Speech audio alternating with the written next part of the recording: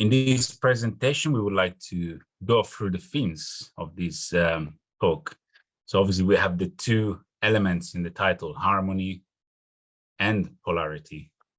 But we would like to delve deep into them. What is the difference? How do we go from polarity, or rather maybe division that we find in our life, to harmony? And what is the proposal of the spiritual school of the Golden Rosy Cross? We will see during the presentation that polarity and division are not the same. We experience one, but we can't at the moment really participate in a healthy polarity, and yet that's the foundation of our existence. However, there is a path to that. Duality shapes our reality. Duality is at the foundation of our life, of our experience, of everything that that manifests in our cosmos, from the broadest sense to the minute reality in which we find ourselves. We see two forces, we see two currents of energy that, as we said, shape our reality. This was put in the ancient Chinese philosophy of the yin and yang, in the Taoism, as those two energies that flow around each other, that cooperate with each other. And as you see in the symbol, the seed of each of these two energies is to be found in the other one. So there is a unity in this polarity. However, this polarity, how does it become a duality, or even separation, division? Well, that's something that we can find in ourselves. But before we move into that, as we said, this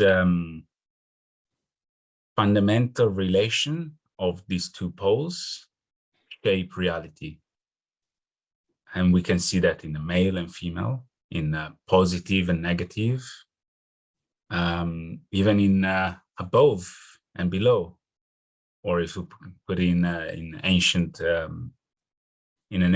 characterization of it, earth and heaven, in the biblical terms, for example, but also the human being and the divine, the mortal and the immortal, the temporary and the eternal. All these are poles which can bring forth a different reality, can give birth to a third element. However, we often experience the polarity as its lower manifestation, as a disharmony, a conflict. And that's because we often find ourselves tilting towards one pole and unable to connect to the other one. There is a fundamental disharmony in ourselves. There is a disconnection that has happened in ourselves, in our consciousness, in the way that we perceive and experience life. And so that disconnection with the fundamental poles, the fundamental polarity, which in itself is neutral, is a creative polarity, becomes tilted on one side. And so there is always a correction that brings in on the other side, and almost like a pendulum, our life becomes, a journey between one experience to the next, suffering of joy, followed by more suffering, and so on. So there is a fundamental imbalance in ourselves, which is expressed in interests, in agendas, in conflict, in my perspective, or our group, our ideas, our philosophy, versus something else, versus their philosophy, their interests. So why is that? Of course, survival dictates that. Yeah, my survival at the expense of somebody else's. That's the extreme, of course. But it also means my idea at the expense of somebody else's idea, my version of the truth, my perception of the truth or what should happen. So my need to control what happens in my life at the expense of what happens in somebody else's life. So there is a gap between the two poles, between two sides of a duality as we experience it. And how do we fill this gap? Well, we often fill up this gap, for example, in our relations, in what happens to us, in what we don't understand of other people, of situations, whether it's in our life or in society or in historical movements. We always fill this gap with projections. Somehow we need to make up a map to take control of what happens. This is a psychological element, of course, but it goes way beyond that. It goes way down to the roots of our own being, of our own life. And it generates that fundamental imbalance that we were talking about. Why? Because the feeling of the gap creates a mirror that does not reflect what's happening in our life. In fact, it's almost like a cloud that impedes us from seeing, from perceiving correctly, and therefore becomes a negative cycle of fear, anxiety, worries, and so on.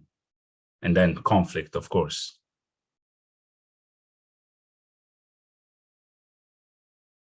And so out of this conflict, out of this harmony, many people are definitely, raising above this. They're questioning what's happening in their life, what's happening in the world.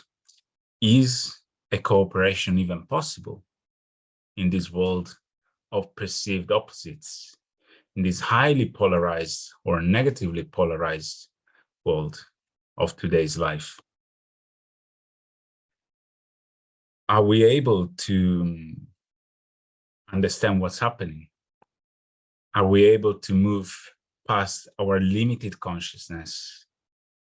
Are we able to move beyond the divisions which, as we said, are within ourselves? Are we able to live behind the projections of our consciousness, to polish that mirror?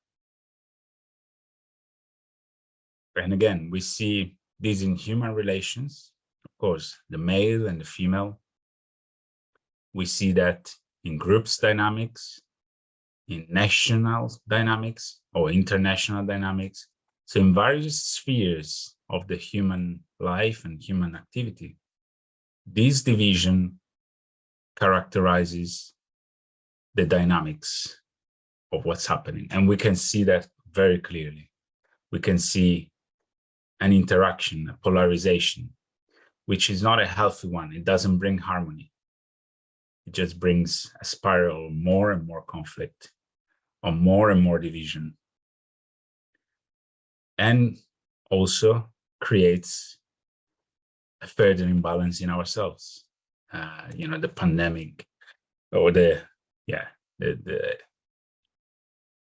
there's a lot of talk about mental health issues and all type of health issues as well, because this imbalance is then reflected in our health or in our unhealthy way of life. And so we react in different ways. We react as best as we can. But the real question is, how do we move forward?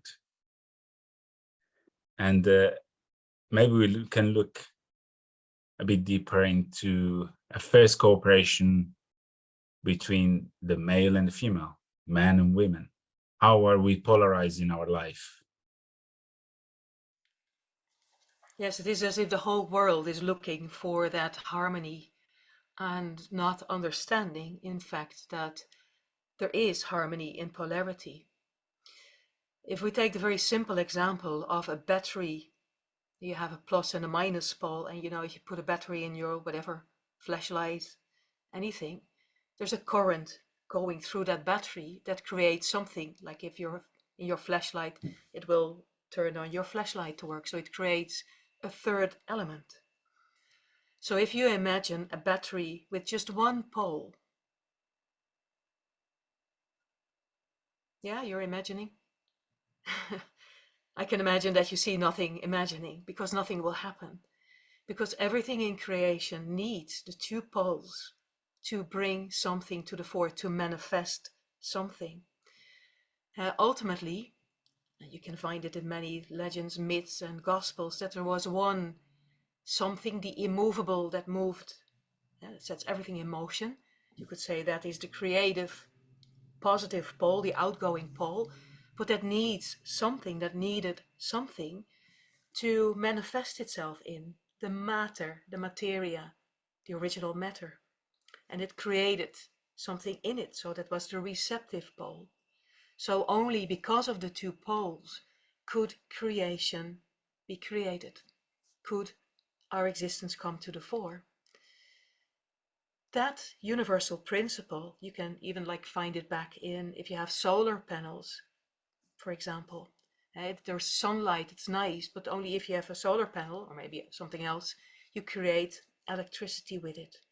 So there's always these two poles that is necessary to create creation, to bring a current, to bring a flow, to make electricity on whatever level you would like to talk about. That universal principle of the polarization, which is harmony, which is creation, is to be found on every level, also within the human system. You can look forward at the plant kingdom, where you have feminine plants and masculine plants, the animals, which speaks for themselves very often. You have hermaphrodites that are not polarized but create in themselves. And we have human beings that are also categorized as female and male. That's very obvious, but most people don't know that within ourselves, within our own human system, we also find this polarity. So let's have a look at that. We start with the body of gross matter. That is the physical body that you can see currently of me, which is in 2D, but usually I'm 3D, believe me. That physical body is atoms of all kinds of sort that are glued together by, and we come to that later, the etheric body. A physical body floats with its atoms, its molecules, organs in a somewhat wider field that we call the etheric body. That etheric body keeps the body in its shape, glues all the atoms in their place, and makes it what we call alive. It gives life to the, in essence, that matter.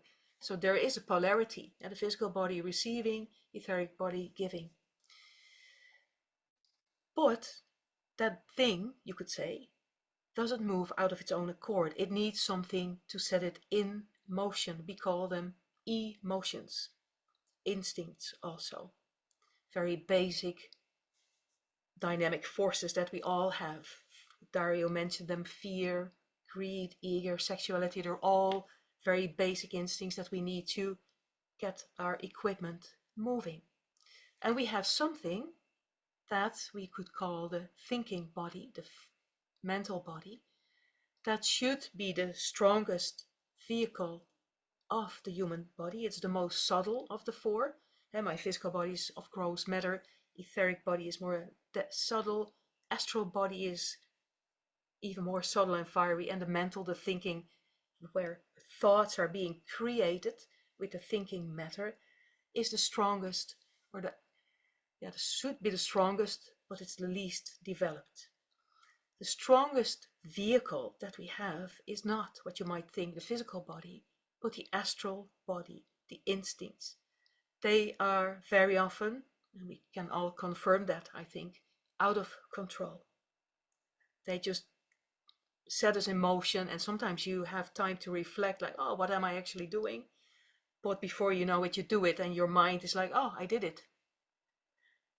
And that mental body of which makes the human being should be developed, should be a stronger body, should be able to reflect literally on the three lower bodies. Because as yet, the astral body with its instincts and strong emotions, the whole spectrum that we have, from love to hatred, are in the astral body. They influence each other. The mental body, like if you have a strong thought about someone or something, a very strong opinion or whatever, criticism about someone, before you know it, you can detect it in yourself, it ignites, it sets in motion, gives fire, life to one of your emotions. Like, for instance, in the situation of criticism, you will ignite in yourself the accompanying desire to speak out the word, to do something, or be polarizing, pushing this other person away, whatever you would like to do, that's up to yourself. But you can feel that trickling down, that creative force, that positive pole in your mental body, a thought, igniting, impregnating, as it were, your astral body, with it creates strong emotion, and it will set in motion your etheric and physical body. You will do it. You will speak the word. You will do the act. So there is a polarity top down. The mental body impregnates the astral body, swaps around. The astral body impregnates the etheric body. The physical body will do it. Can you see the image? Positive, negative, positive, negative. But there is more. We have also a horizontal polarization, which is between men and women, the male and the female. So the physical body, we say, is positive, which means not better, or in a sense better or worse, but radiating, positive, giving, creative, while the body of the woman is receptive. And we all know that, we can all see that in the sense of giving birth to a child. That's what the woman does, that's a creative part of it. The etheric body, however, is oppositely polarized. For the man, it is receptive. For the woman, it is creative towards the man. And they say that that is reason why women love to chat so much, because they speak out their energies, and the ears are etheric organs. So they're talking, speaking out about difficulties or problems, just chatting about anything, is the typical man thing, women thing, because they're creative in their etheric body, life-giving. But then we go back to the astral body, where the instincts, there you see that the male part is more dominant, is more life-giving, while the women is more receptive. And up we go to the mental body. The man is receptive, the woman is creative. Women sometimes bombard the people around them with their thoughts, ideas, etc. We're all different, so you can detect for yourself the truth of it if you look closer to yourself, how that works in your life. So here we see a beautiful diagram of the universal principle of the polarity of creation. Mental body, astral body, etheric body, and physical body. You see a horizontal battery, and you see it vertically. That means that we are beautiful beings, that we have in ourselves work to do, that we have in ourselves the option of bringing a new creative current to the fore, if we're only aware of how to do it. That this exists, that we operate this. That's why it's sometimes so difficult to create the balance between heart and head. There's always this battle going on between them, because the emotions descend in the heart. And the poor head wants to control it, but it's very often very difficult. But also horizontally between the male part of humanity, the female part of humanity, but also in relationships, friendships, there's always this interaction, this flow of energy. If we know how this works, we can better understand the workings of humanity, and that we'll always be different. There will always be polarity because that challenges the human being to find the ultimate polarity, namely between ourselves and the origin, creation. This works on an individual level, in a relationship, in a marriage, whatever, where you are directly confronted with your own polarity and that of the other person, in whatever relationship you are, but also all of humanity. We are one huge battery. Together, as humanity, we assimilate energies and we discard them again via the negative pole. And likewise, like the Earth has a North Pole, the assimilating pole, and the South Pole, where all the digested energies will be discarded back into the universe. So it goes for humanity. We have a huge task, and it begins within ourselves. So, to make it very down to earth, to bring really the practicality of it back, we would like to convey to you this small quote that is actually a very beautiful image of how this battery that we are, this how we work. So watch your thoughts, heed your thoughts, because they will become words. And watch your words before they become actions. And watch your habits your actions before they become habits. And watch your habits. They will become your character. So watch your character before it becomes your destiny. And this is what we would like to give to you today, Dario.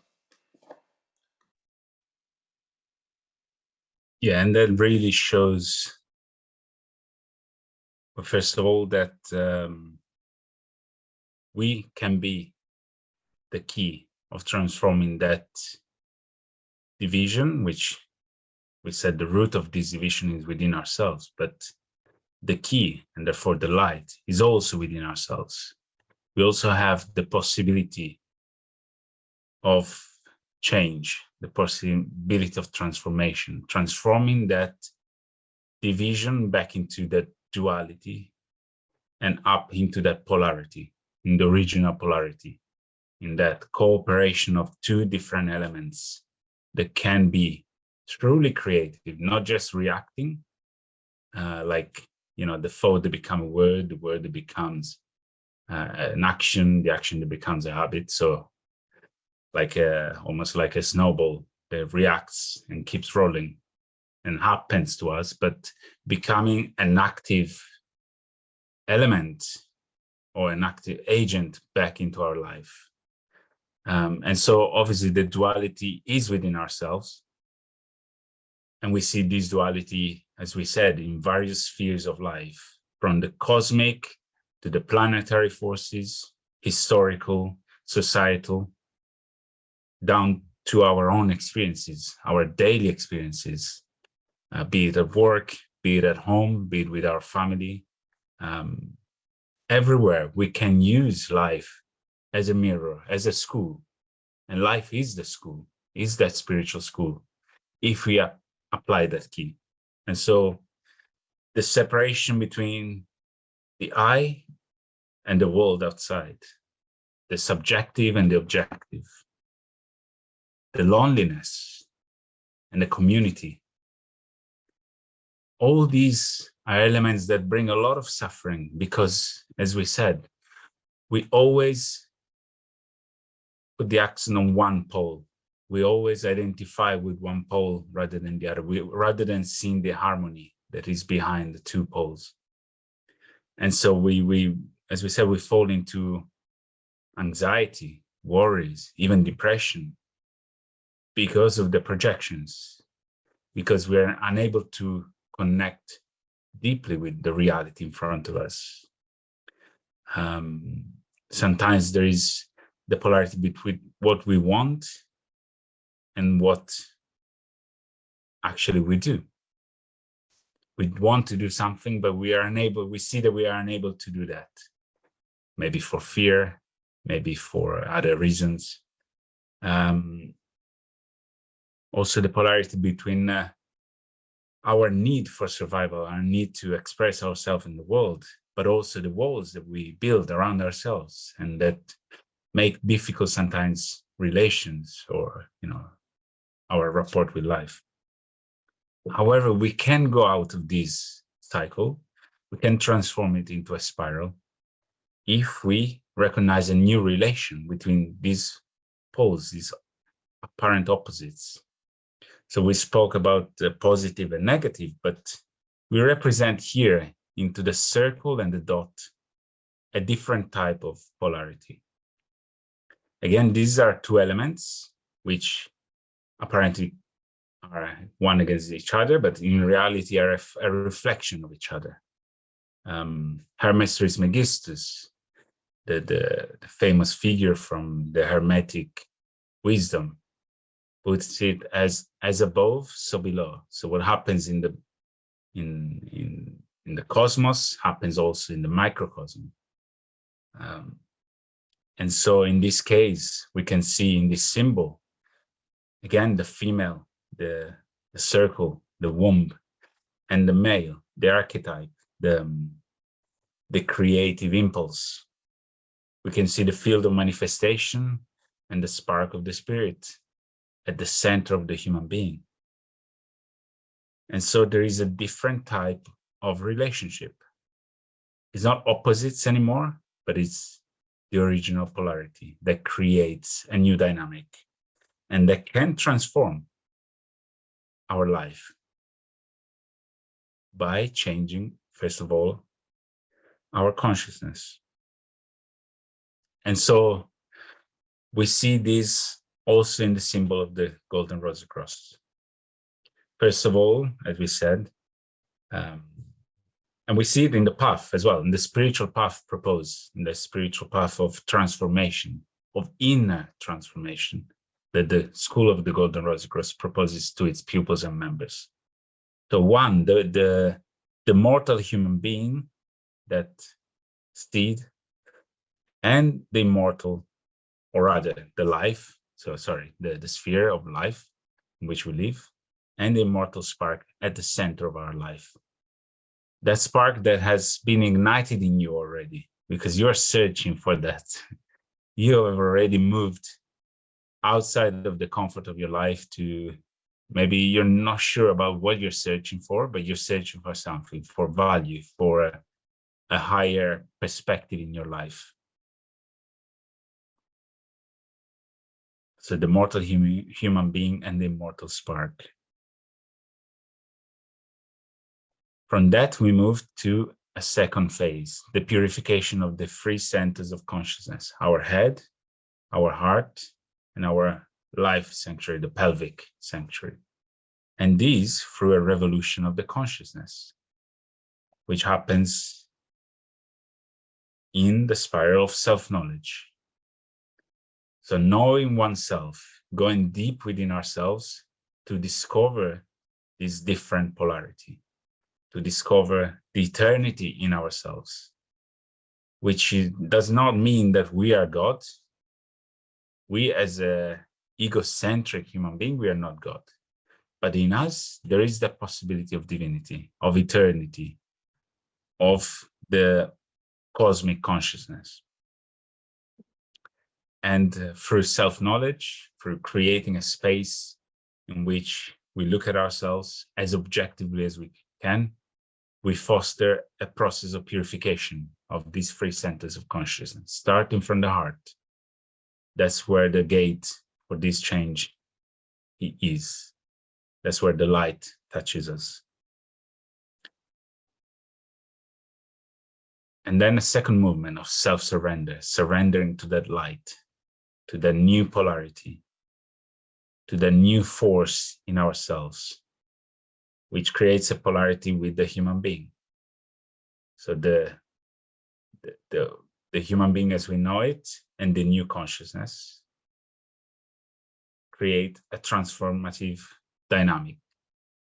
dynamism. So the transformation of the four bodies as we explained them earlier. So surrendering to this process. And then the path of self-initiation. Once we have surrendered, once we have gone through a process of revolution of the consciousness and transformed the vehicles for which we manifest in this world, then the self-initiation of the spirit can come in this process, and therefore the rebirth of the divine human being. And that's where we find the harmony. We cannot find the harmony in the division of this world, in the division of our life. That polarity will always be a dynamic duality.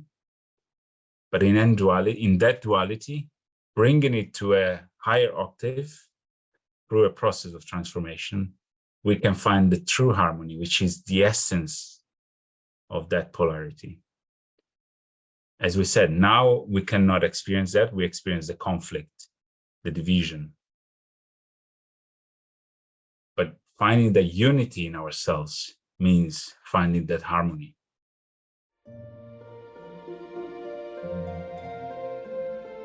Thank you for listening, and we hope you enjoyed it.